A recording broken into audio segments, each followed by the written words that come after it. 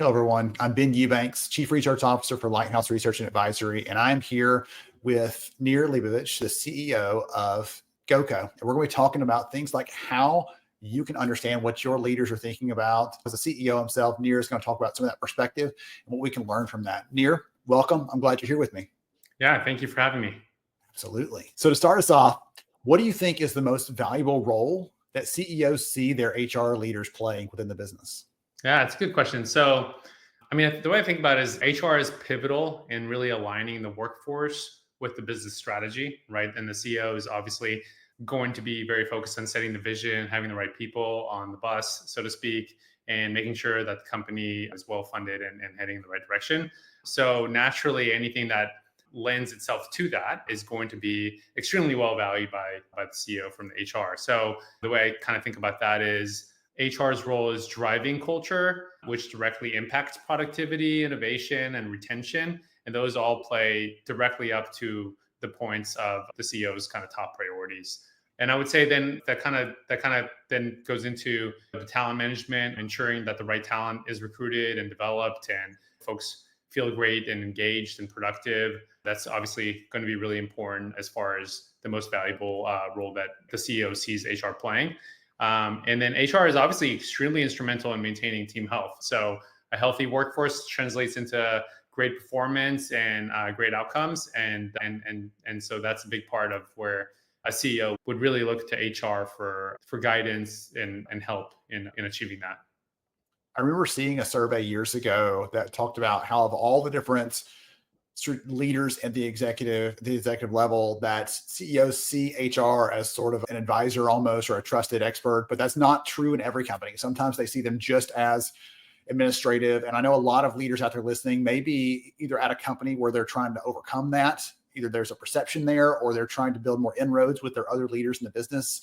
And so I'd love to hear from you what advice you might have for how they can build a better leadership with their CEO or other senior leaders in the business. What are things that they should be doing to start connecting those bridges that may not exist today, or rebuilding those bridges if they have fallen into disrepair, so they can really be seen as a true strategic partner? Yeah. Well, the first is being able to streamline and automate a lot of the administrative compliance so that you can have time for these type of things. That goes without saying. But then as far as like how to really garner that perception from the CEO and being able to position themselves more strategically as an enabler of the business, I think I would really suggest trying to come from a data-driven storytelling. That's really key, especially when you're talking to the CEO. Anecdotes of why people feel the way they feel, or why recency bias on the last 3 or 4 conversations you might have had with individuals and some of their frustrations around the company are very good from a qualitative perspective of being able to understand the themes and areas to dig into. But ultimately, the questions as a CEO, what we want to understand is this representative of the whole? What are the potential root causes? Because we hear the symptoms, but where do you kind of, at the end of the day, really dig in and understand what the problem is? Is it systematic? Is it localized? And what can we do about it, right? So being able to have those type of conversations is going to directly speak to the core of what a CEO is trying to solve for. And so I would say being able to come with data-driven storytelling from that perspective, and going beyond the anecdotes, maybe whether that be ENPS surveys or additional surveys like platforms like ours and others can facilitate, being able to come up and show real data that is representative of the team is going to be the key in having those conversations. And then the other thing I would say is take the lead in kind of organizational culture discussion, right? It's one thing to wait for orders, so to speak, from the CEO on what you should go focus on. Certainly you should align on the priorities and where they think he or she might want you to spend time on. But take the lead.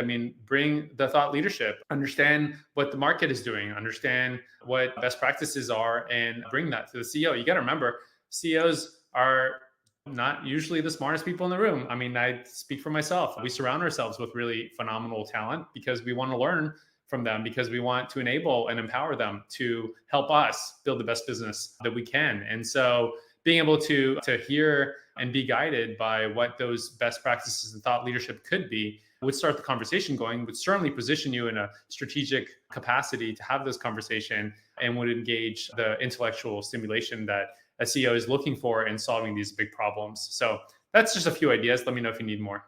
Yeah, that's a really great set of ideas. It's like a masterclass almost right there in how to start influencing that level. I want to go back to one of the things you said. You talked about really aligning on priorities. What questions should the leaders out there listening right now, what questions should they be asking to get an awareness of what their leaders are thinking about, to know what those priorities are so they can start doing that alignment? Because otherwise we're doing it a little bit in the dark and we may miss the mark there. Yeah. Well, I'll say it this way to kind of like, here are the kind of questions that an HR leader should really be well positioned to have conversations about and answer as far as questions that are top of mind for CEO. I mean, I would say things like, how does our talent strategy align with our company's growth objective? So that goes down to like, do we have the talent density? Are people in the right seats? Like, are we structuring our organization in a way? Are we empowering it in the way that's going to meet the business needs and objectives? Those are questions that I would want an HR leader to be able to give me great insight into. What are the biggest risks to our team health and how we're addressing them? It's common knowledge that we continue to have a world filled with lots of areas of concern for talent, from burnout to engagement, mental well-being, to name a few. What are we doing about it? And how prominent is this in our own organization? How are we doing against the benchmarks? Are we doing a good job there? So understanding where we are basically versus the market and the benchmarks and where we want to be, right? Those are the key areas that an HR leader should be really well equipped to speak to and to have a conversation about. And really important, how can we ensure that our leadership exemplifies the company values and philosophies that we're trying to enact? Because at the end of the day, if HR leaders have like a really unique perspective that the CEO doesn't have every single day. I mean, the CEO can manage their direct reports, which oftentimes are the leaders of the company, but they don't get to see all the interactions. They don't get the feedback bottoms up. Oftentimes that is needed to assess the more of a 360 of those leaders. And at the end of the day, if the leaders are not perceived to be exemplifying those very values, it is not going to be a surprise that the culture and the rest of the team is going to start falling apart. So those are really important questions that I think an HR leader should be well equipped to have those conversations with their CEO. That reminds me, I was talking to a CHRO for a 200-person company about a week ago, and one of the things we were talking about was how she is trying to build some of these connections. And part of what you were saying there, she said, is part of her approach to this. You talked about things like letting them know what's happening in the market, not just within our four walls, but what's happening in the market more broadly.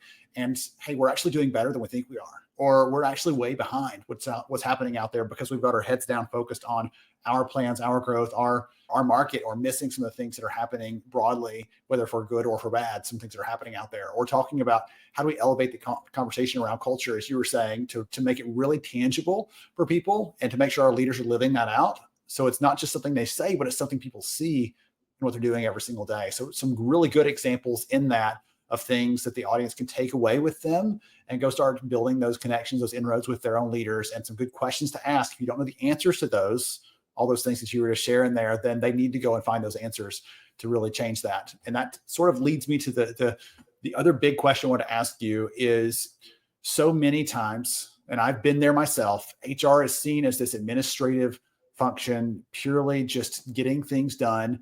And it's not a place of innovation. It's not a place where people say yes. It's a place where people say no more often. And I would love to hear from you. What can they do to change that? What can they do to have a different perception in the business? You've already given us some good clues, I think, already around partnership and aligning with the business that matters so much. But anything else you'd share on how to get out of that rut of administrative and really be seen as a strategic enabler of better business performance? Yeah, well, kind of like I mentioned earlier, the data-driven approach and storytelling, collect data and like make sure you don't come across as an anecdote, kind of like recency bias. In a lot of ways, HR is a recipient of so much frontline feedback, which is phenomenal, right? But then it comes with a huge sense of responsibility on like how to find the themes, package it up, and then deliver insights that are actionable. And so I think that's the piece that's not always done so well by those that might be perceived as more administratively. And to really step into more of a leadership strategic kind of conversation with your CEO, you really need to exemplify that by coming in with hard evidence and data that kind of speak for themselves as to where the root cause of the problem might be, and then great solutions, right? Like you have to come up with great solutions that they don't have to be all the right solutions, but they certainly have to get the conversation started. And I think that's a big key of what CEOs look for from their HR leaders. So I would say like showcase how HR initiatives support business outcomes. I think that's another thing. So we talked earlier about aligning yourself to the priorities, but then how do you show that the initiatives that you do move the needle at the end of the day, right? And it's not always so easy to do, and it doesn't always have to be perfect.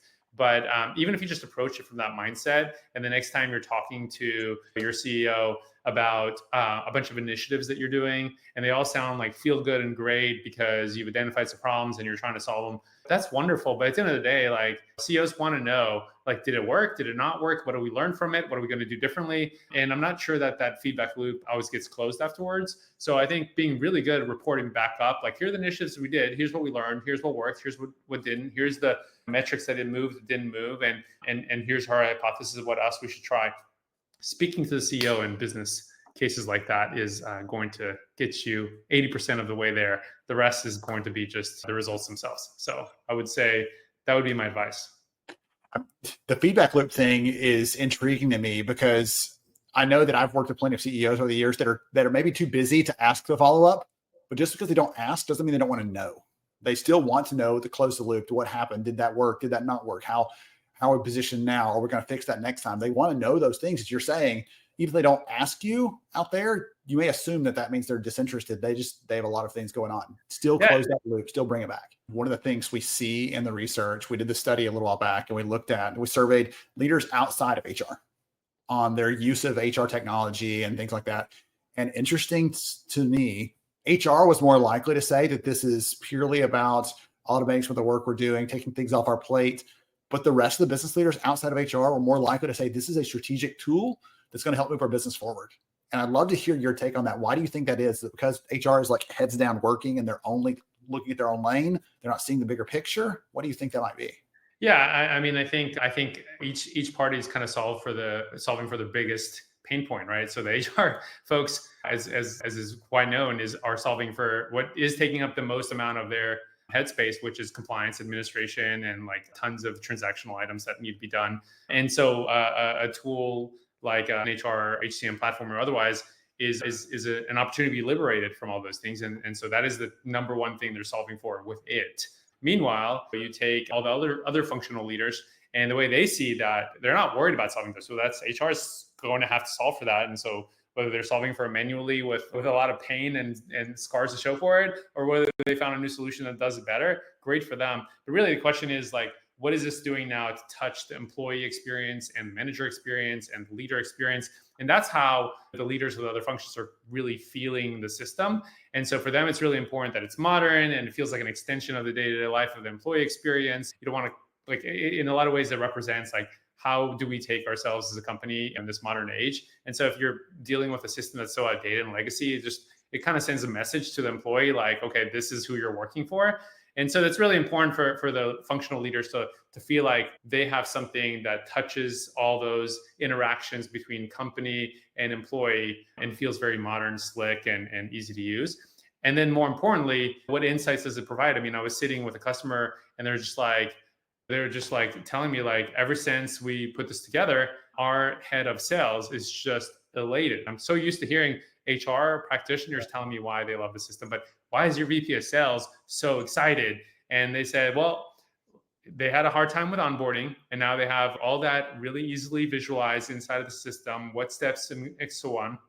We were able to work in check-ins. We were able to auto-assign sales buddies. We were able to help link in all the resources, all that good stuff, right? So from their perspective, they like literally took all the things that they had to like oversee on their own, and now they were able to put it in a single system that is already going to be loaded with the employee's information and keep everything on track for them. So that took a ton of anxiety off of them. And then secondly, they've had a lot of scenarios where they felt like there's some morale issues, but they weren't able to pinpoint it. And now with like our ENPS surveys and some of our other performance review process that they're using on our platform, he's able to get a lot more insights of the exact problems and was able to take some pretty quick actions. And all of a sudden, like everything just started to flow. Like it was all like magical all of a sudden. And it's really just an opportunity for employees to provide the feedback in a way that is structured and can be acted on.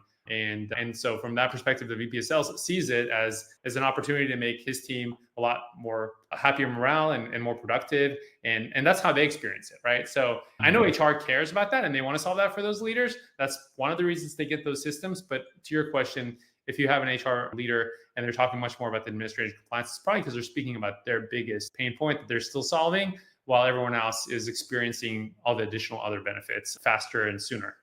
Excellent. Tremendous. Thank you so much for that, the comment there, the story. I love that example there. It's a great example for all the leaders out there listening in of how the ripple effect in a positive way of putting these things in place and making it visible and available and useful to every one of them is going to impact work beyond just taking care of the compliance, beyond just making sure you're covered on those sorts of bases. Thank you again, Nir, for joining me. And for everybody else out there, thank you for joining us for this session.